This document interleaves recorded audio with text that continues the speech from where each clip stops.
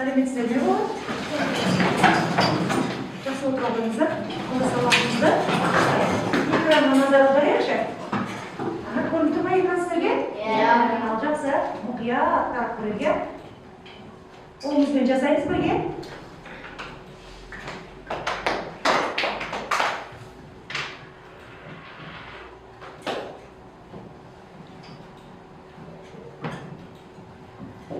Жақсы. Олай болғанымызға бүгінгі біздің өтетін жаңа тақырыбымыз сіздермен жер ғаламшары қандай? Жер ғаламшары қандай? Алдымызға қандай мақсат қойып отырмыз? Қараңыздар, алдымызға біз жер бетінің ірі элементтерімен танысамыз. Оқиық болар бәріміз бірге? Жер бетінің ірі элементтерімен танысамыз.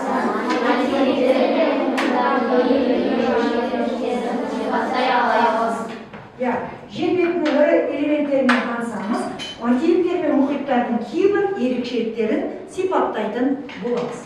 Жер күн жүйесіндегі тіршілік бар жалғыз ғаламшар. Оның жалпы ауданы шамамен 510 миллион шаршы километр. Соның 71%-ын су, ал 29%-ын құрлық алып жатыр. Жер бетінде 6 материк бар. Ең үлкен материк Еуразия, оның ауданы шамамен 55 миллион шаршы километр. Африканың ауданы 30 миллион шаршы километр. Солтүстік Американың ауданы 24 миллион шаршы километр. Оңтүстік Американың ауданы 18 миллион шаршы километр. Антарктиданың ауданы 14 миллион шаршы километр. Ең кішісі Аустралия, оның ауданы 7,7 миллион шаршы километр. Материктерді мұхиттар бөліп жатыр. Жер шарында 4 негізгі мұхит бар. Тынық мұхиты ең үлкені, оның ауданы шамамен 165 миллион шаршы километр. Атлант мұхитының ауданы 106 миллион шаршы километр. Үнді мұхиты 70 миллион шаршы километр. Солтүстік мұзды мұхит ең кішісі, оның ауданы шамамен 14 миллион шаршы километр. Мұхиттар мен материктер жердің табиғатын, климатын және тіршілігін қалыптастырады. Олар бірге біздің ғаламшарымыздың ерекше әрі әсем келбетін жасайды. Сен білесің бет айдарынан кеттік. Материктер. Қанша материк бар деді олар? 6. Алай келіп бірінші қандай материк? Евразия материгі. Қанша шаршы километрді құрайды? 54 миллион километр шаршы құрайды. Арғарай? Африка 30 миллион километр. Арғарай? 24 миллион километр. Келесі? Оңтүстік Америка 18 миллион километр. Келесі? Антарктида 14 миллион километр құрайды. Және Австралия 8 миллион километр құрайды. Материктердің ішінде ең кішкентай материк қайсы деді? Австралия. Мұхиты қараңыздар. Қаншада айтып тұр? Келесі, Атлант мұхиты 90 миллион километр. Үнді мұхиты 76.300 құрап тұрса, ал солтүстік мұзды мұхит 14 миллионды құрап тұр екен. Қайсы таңдайсыздар? Тоқар, мен айтайын бірінші. Заңға тұра ғой, қайсын таңдайсыз?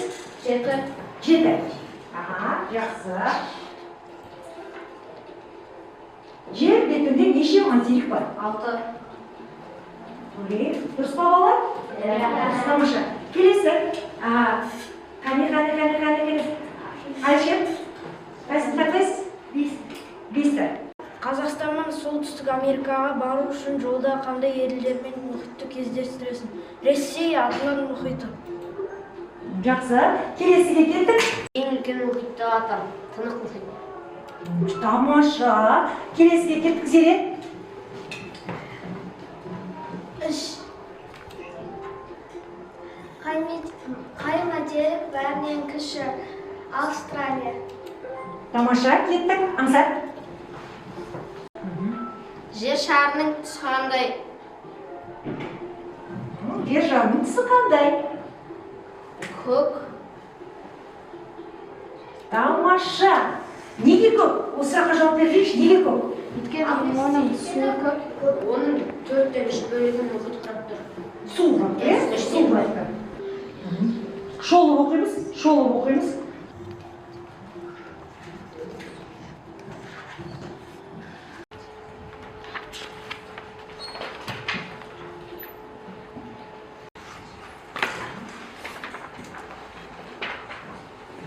Ретін тап дейді.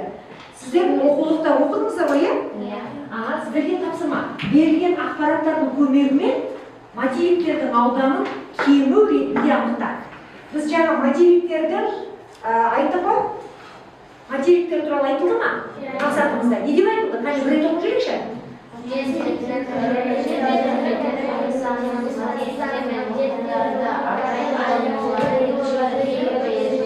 Кейбір ерекшеліктерін сипаттаймыз. Ал ерекшеліктерін көріңіздер, реттілігін анықтаңыздар.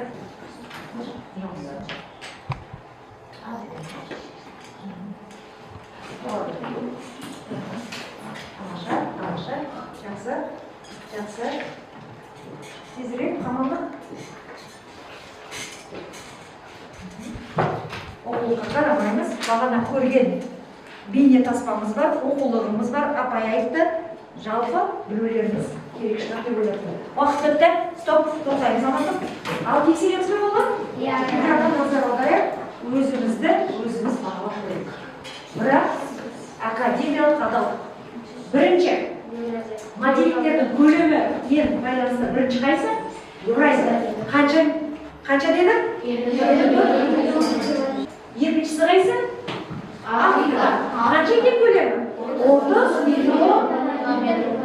Ал үшіншісі қайсы екен болады? Солтүстік Америка. Қанша құрап тұр? 24 миллион километрді. Бесіншісі қайсы? Оңтүстік Америка. Қанша құрап тұр? 18-ді. Ал алтыншысы қайсы екен? Австралия. Қанша құрап тұр? 8. Бесіншісі Антарктида 14 миллионды. Және де алтыншысы Австралия 8 миллионды құрап тұр. Кімді дұрыс тұрмыздар? Тамаша. Жақсы. Отыра қойыңыздар. Қай жерге қателестік? Отыра қойыңыздар.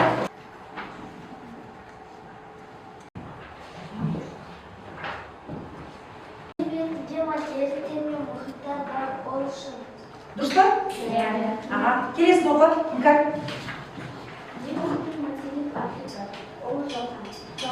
Дұрыс па? Сіздерге қазір топтық тапсырма берілген тұр.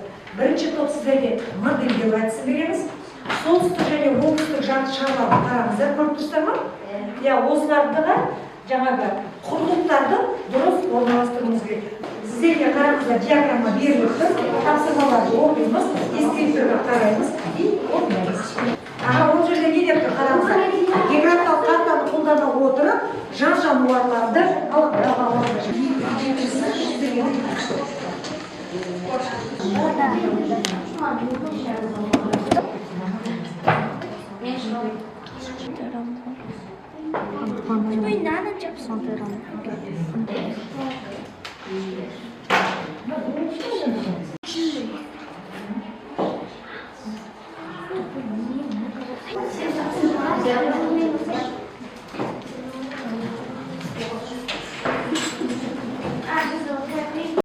Солтүстік және оңтүстік жарты шарлардың құрлықтардың дұрыс орналастырады. Жалпы 6 материк бар. Ең үлкені ол Еуразия 54 миллион километр. Ал екіншісі Африка. Оның көлемі 30 километр. Одан кейін барып Солтүстік Америка. Солтүстік Америка оның көлемі 24 миллион километр. Жақсы, ағай жалғастырамыз. Оңтүстік Америка 18 миллион километр Квадрат болады, иә? Жақсы, одан кейін Антарктида 14 миллион километр квадрат. Соңғысы Австралия 8 миллион километр. 8 миллион километрді құрайды. Кер байланыс береміз.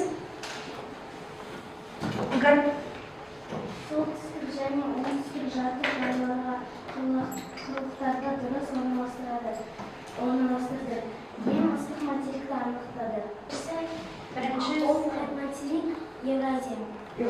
Ал екіншісі жауабы Тынық мұхиты. Ненікі Тынық мұхиты? Тынық мұхит ол бәрі 5 материкпен де шектесіп жатыр. Жақсы. Қарай. Қажетті ақпаратты қайдан аласың? Картаның көмегімен аламыз. Қажетті ақпаратты картаның көмегіне сүйендіңіздер, тамаша. Қарай. Ең кіші мұхит ол солтүстік мұзды мұхит. Ол 14 миллион километр квадрат құрайды.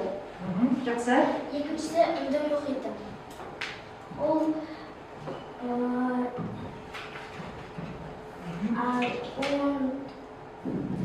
миллион. Қанша пайызды құрап тұр? 21 пайызды құрап тұр екен. Ары айта ғой. Атлант мұхиты ол Тынық мұхиттан кейін кетеді. Ол 25 пайызды құрап тұр. Тынық мұхиты ең үлкен мұхит. Ол 50 пайызды құрайды. Жақсы. Қажетті ақпаратты қайдан алдыңыздар? Картаның көмегімен. Және де қайдан алдыңыздар? Кітаптан. Алдыңыздар. Жақсы. Кері байланыс береміз. Диаграммадағы мәліметтерге сүйеніп отырып мұхиттарды белгіледі, ең кіші мұхиттарды анықтады. Жақсы. Рахмет, отыра қойыңыздар. Үшінші топ. Географиялық картаға қолдана отырып жан жануарлардың екенін анықта. Антарктидаға итбалық, ағайын және пингвиндер жатады, ал Африкаға коала, піл, зебра жатады. Еуразияға пантера, зебра және маймыл жатады. Жақсы. Көмектесіп жібереміз. Олар Африкада қандай жан жануарлар мекендейді? Африкада. Кері. Өте жақсы. Ал енді Евразияға барайықшы. Евразияда қандай жан жануарлар бар еді? Евразия материгінде қандай жан жануарлар бар? Иә? Түйе. Жылқы, жарайды, үй жануарлары емес, жабайы жануарларға көмектесіп жіберейік. Қандай? Аю, қасқыр, түлкі. Иә? Жақсы. Балалар үшінші топқа онда кері байланыс беріп жіберейікші. Географиялық картаны қолдана отырып жан жануарлардың мекенін анықтады. Анықтай алды. Жақсы, отыра қойыңыздар. Балалар, ондай болатын болса, бүгінгі тақырыбымыздың аты не еді? Жер ғаламшары қандай екен сонда?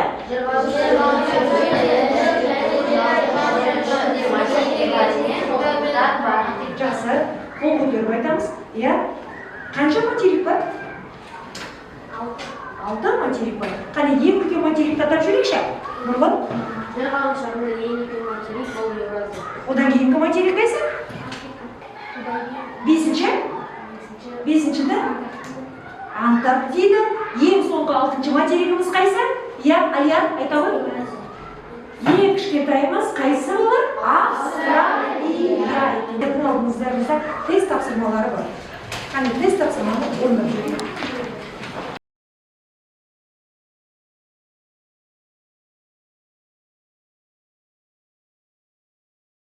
Ауыстырамыз бір-бірімізге. Енді өзара тексерейік. Өзара тексеріп жүрейік. Ал 10-да 10 дегенде тұра қойшы. 1, 2, 3, 4, 5, 6, 7, 8, 9 дейді, 9 тұра қой. Жақсы, 8 тұра қой. 7 тұра қой. 6, 5, жақсы. 6, қай жерден қателестік?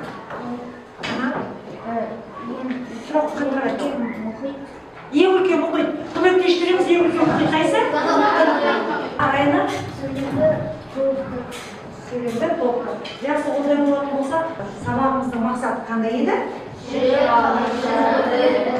Жер бетінің ірі элементтерімен танысақтық бар. Сонда ірі элементтері қайсы екен? Мұхиттар екен. Енді материктер мен мұхиттардың айырмашылығын түсіне алдық па біз? Материктердің бір-бірінен айырмашылығы бар ма? Үлкенін, кішісін, жаңағы көлемі бойынша біз біле алдық. Ал енді мұхиттардың қанша мұхит бар екенін біле алдық па?